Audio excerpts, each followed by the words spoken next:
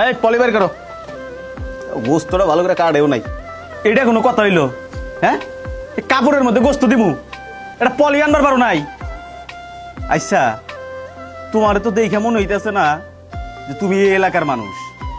গোমরাটা খুলো তো দেখি। তুই তুই আমার বাড়িতে? তোর এত বড় সাহস! তোরা না বারবার না করছি তুই আমার বাড়িতে আবি না, তারপর আমার বাড়িতে কেন আইছস? হ্যাঁ, তোর মাথার মধ্যে কি একটু বুদ্ধি নাই? পোলায় বারবার না করছে এই বাড়িতে আসার জন্য, তারপরেও তুই আইছস। এই, তুই যে আমার মা, এই এলাকার লোকজন যদি জানে তাইলে আমার মান সম্মান থাকবো না। তাই আমার মান সম্মান থাকতে এই এলাকা থেকে চলে যা। স্যার, আমি জানতাম না এটা আমনের বাড়ি। আজকে কুরবানির ঈদ, তো কুরবানির গোস্ত খাবার মন চাইছে, তাই আমি বাড়ি বাড়ি গোস্ত চাবার নিয়ে গেছি। আপনি বিশ্বাস করেন, আমি যদি জানতাম এটা আমনের বাড়ি, আমি কোনোদিন আইতাম না।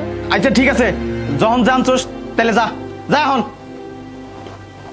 খারা আইসাই যখন ঈদের দিন, দুই টুকরা গোস্ত নিয়ে যা, খাইস। না স্যার, আমার গোস্ত নাকবো না। আজকে ঈদের দিন আমি না হয় কাঁচামরিচ আর পান্তা খাইয়া ঈদ কাটামো, গোস্ত নাকবো না। হ এই কাঁচা মরিচ পান্তা খাইয়া ঈদ কাটাকা, তবে কবলে তো আর গোস্ত নাই। এই ব্যাগ ধরো। এই যে একটা মহিলা, এইটা আপনার মা। আপনি দেখেন কত টাকা পয়সার মালিক, অথচ আপনার মা বাড়িতে বাড়িতে গোস্ত টোকায়। এই যে আমারে দেখেন, আমি কিন্তু একজন রিক্সা চালক, আমি কিন্তু সারাদিন রিক্সা চালাই।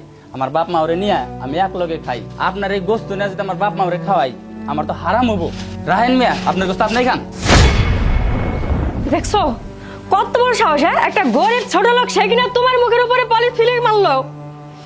দরকার নাই, ওদেরকে কোনো কষ্ট দেওয়ার দরকার নাই। এলাকায় আরো অনেক গরিব মানুষ আছে, প্রয়োজনে তাদেরকে দিব। ওদেরকে এত ভালোবেসে আমাদের গোশত খাওয়াতে হবে না।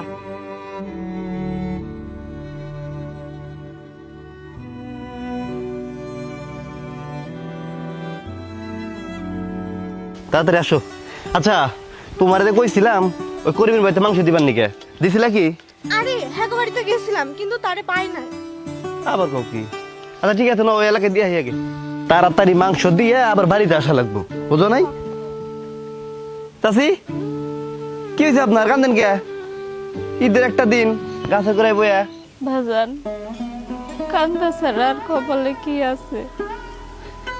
আজকে বছরের একটা ঈদ, কুরবানির মাংস কত মানুষ খাইব, আমার ওরা খাইবার মন চায়, কিন্তু পাবো কই, দিব কেনা? আমি না এক বাড়িতে গেছিলাম, যায়া দেখি আমার পোলার বাড়ি। আমি যাই না হই না, যাই নাই রে বাজান।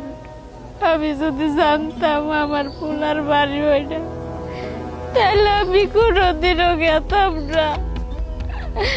আমার অনেক কথা শুনে দিছে, আমারে তো দেখশন করেই না। বৌনিয়া আমারে দিয়া বৌনিয়া চলে গেছে। আমি খাই নাকি না খাই, আমার খোঁজ দেওয়ার মতো কেউ নাই। চাচি, দুনিয়ার কি অদ্ভুত নিয়ম দেখেন, কারো বাবা মা নাই, আবার কারো বাবা মা আছে। যাহাদের বাবা মা আছে তাদের কাছে বাবা মার কোনো মূল্যই নাই।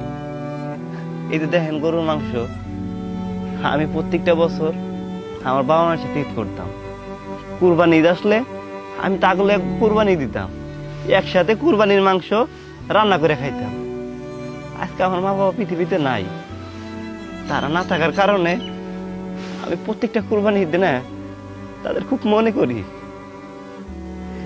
আমার বাবা মায়ের কথা যদি মনে হয় না, আমার খুব কষ্ট হয়। তাই আমি প্রত্যেকটা বছর এই গরুর মাংস আমি প্রত্যেকটা এলাকাতে দেই। আমার বাবা মায়ের বয়সে যারা আছে তাদের আমি মাংস বিলিয়ে দিলে আমি খুব শান্তি পাই। সে আমার বাবা মা না থাকলে কি হয়েছে, ওনারা তো আছে, ওনারা খাইলে আমার খুব ভালো লাগে। চাচি, আপনি কাঁদেন না, আপনার পোলা নাই তো কি হয়েছে? আমি আছি না। আজকে ধরেন আমি আপনার পোলা, এই মাংস আমার বউ আপনার রান্না করে খাওয়াইবো। আপনি চলেন আমাদের সাথে, আমাদের বাড়িতে চলেন। চাচি চলেন আমাদের বাড়িতে চলেন, আমি আপনাকে আজ নিজ হাতে রান্না করে খাওয়াবো। আসেন, আর কান্না করেন না। মা তুমি ওঠো মা। আজকে আপনি আমাকে নিজের পোলার বউ ভাববেন। চলেন। আচ্ছা আগে বাড়িতে যাই। হ্যাঁ চলেন। বাজান, আসলে মানুষে কইতো যে রক্তের একটা টান আছে, কই আমার পোলা তো আমার রক্তের, আমার প্রতি তো কোনো টান দেখলাম না। গর্ভে ধারণ করলে যে মা হয় তা না, আমি তো তোরে গর্ভে ধারণ করি নাই, তাও তো তুই আমার মায়ের স্বীকৃতি দিতেছস। মা তুমি মন খারাপ করো না, তুমি আসো বাড়িতে যাই, খাওয়া দাওয়া করে তারপরে আমরা কথা বলবো।